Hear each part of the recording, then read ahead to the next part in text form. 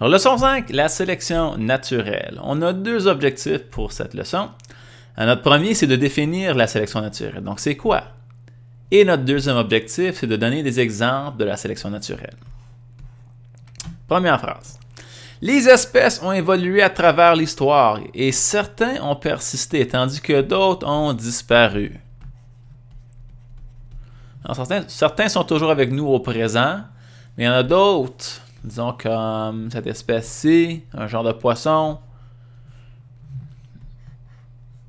qui n'est plus avec nous, n'existe plus, disparu. Nous expliquons le cheminement de l'arbre de vie, l'arbre de vie, et voici une belle image de l'arbre de vie, ou une image de qu'est-ce qui pourrait être l'arbre de vie. On peut l'expliquer de deux façons, ou de deux processus. Le premier, c'est avec la sélection naturelle. Et c'est ça qu'on va voir aujourd'hui. Une autre façon d'expliquer l'arbre de vie, c'est avec la sélection artificielle.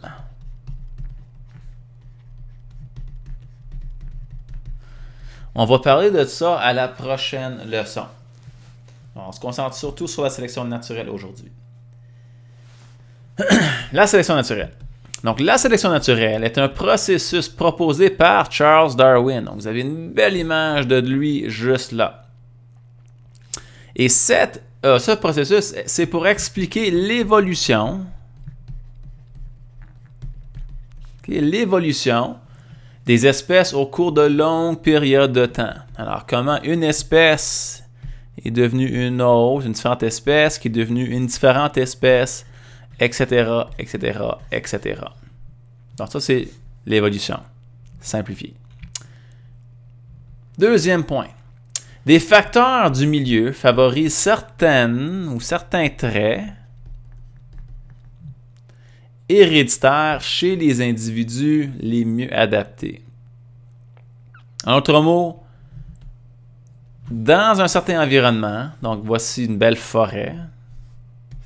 Okay, on sait que c'est une forêt parce qu'on voit l'arbre, un autre arbre, etc. Oh, OK. Et on a certaines espèces dans la forêt. Alors voici un genre de mammifère. Et lui, il n'est pas le seul.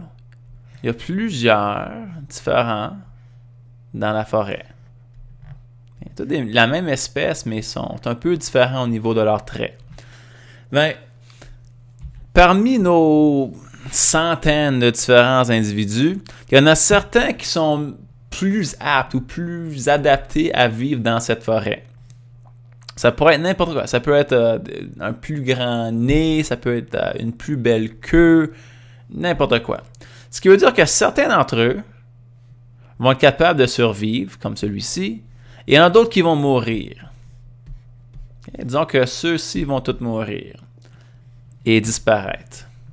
Au revoir, au revoir, au revoir. La prochaine génération va être composée uniquement de ces individus-là. Alors ça, c'est grosso modo l'évolution, la sélection naturelle. Troisième point. La théorie de la sélection naturelle constate en bref que ce sont les organismes les mieux adaptés. Les mieux adaptés à un milieu donné qui survivent. Tandis que ceux qui sont moins bien adaptés vont mourir et disparaître. Alors, on va raffiner un peu nos connaissances sur la sélection naturelle en parlant de les quatre principes de la sélection naturelle. Notre premier principe, le nombre de descendants. Donc, le nombre de descendants. De n'importe quel organisme est supérieur ou doit être supérieur au nombre d'individus qui peuvent survivre. En d'autres mots, on doit avoir plus de naissances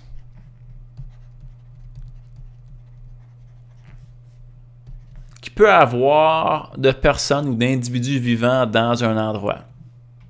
Alors, si on pouvait peut-être seulement supporter 100, disons des singes dans un endroit, ben, on doit être capable de produire plus que 100 singes. Donc, peut-être qu'il y a 120 singes. Le fait qu'on a 120 singes nés, puis on peut seulement en garder 100, c'est-à-dire qu'il y aura compétition entre les 120 pour voir qui va survivre, qui va mourir. Donc, ça, c'est le premier postulat de la théorie de la sélection naturelle. Notre deuxième, la variation. Alors, bien sûr, si on a 120 singes, parmi ces 120, on aura 120 différents singes. Okay? Donc, il y aura de la variation entre les singes. Il y a beaucoup, comme la phrase nous dit, il y a beaucoup de différences. Beaucoup de différences entre chaque individu d'une espèce. Alors, dans notre exemple de singe, peut-être qu'il y a un singe qui a... Alors, voici mon beau singe. Une grosse queue, plus ou moins rose. Notre prochain, il est rouge. Oh. Et donc, le voilà. Mais lui, il a une très petite queue. Etc., etc. J'en ai un autre ici qui, lui... a une queue, une assez courte queue, mais celui-ci a des plus bonnes oreilles, des plus grosses oreilles. Okay? Donc, les 120 auront des petites différences entre eux. Troisième, il manque d'espace. On va peut-être aller à... Ok, tiens, ici. Mon troisième postulat, c'est la survie du plus apte. La survie du plus apte. Alors, qu'est-ce que ça veut dire?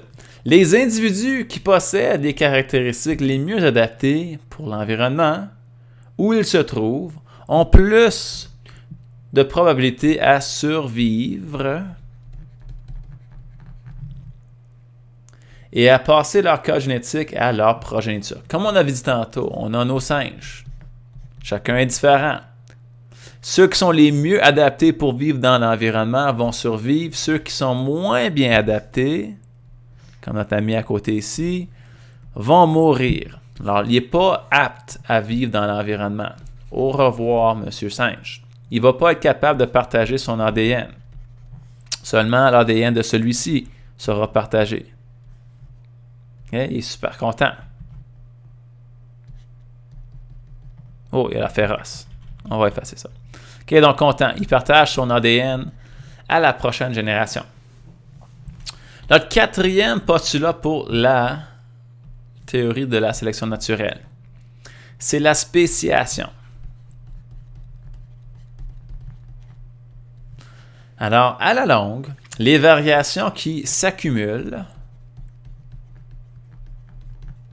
qui veut dire s'additionnent, d'une génération à une autre, changent les caractéristiques des individus d'une espèce au point où une nouvelle espèce est créée. En autre mot, on va commencer avec toujours notre singe. Lui, s'il est le plus apte, va être capable de se reproduire et nous donner notre prochaine génération de singes. Et même dans cette prochaine génération, on aura quelques différences. Donc peut-être ici, on a un singe qui a une plus longue queue, okay, au lieu de la courte queue. Celui-ci va continuer à se développer, à se reproduire. Et la prochaine génération, peut-être qu'on aurait un autre petit changement où celui-ci a des meilleurs yeux.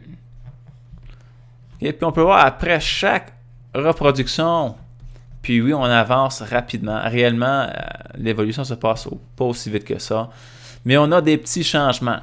Alors ici, on aurait peut-être des plus longues griffes. Éventuellement, l'espèce qu'on obtient a l'air très différent de l'espèce du début. Donc ici, lui a aussi eu la chance de faire pousser des ailes. OK? Alors, ce qu'on a commencé avec, celui-ci, est très différent de ce qu'on obtient. Et ça, c'est la spéciation. Les petits changements qui s'accumulent pour nous donner une espèce qui est complètement différente du début. Donc, grosso modo, c'est ça la sélection naturelle. Nos 4 postulats. On va les reviser. Le nombre de descendants est supérieur au nombre qui peuvent survivre dans un milieu. Donc, on doit toujours avoir compétition entre les espèces pour survivre. Deuxièmement, la variation. Il y a toujours une variation entre les différentes espèces vivantes. Il n'y en a aucun qui sont semblables ou identiques. Troisièmement, on a la survie du plus apte. Donc, celui qui est le mieux adapté ou le mieux taillé à une région va survivre et partager son ADN. Et éventuellement, ceux-ci vont changer après des centaines, peut-être des milles de générations pour donner une espèce qui est très différente de l'ancêtre commun.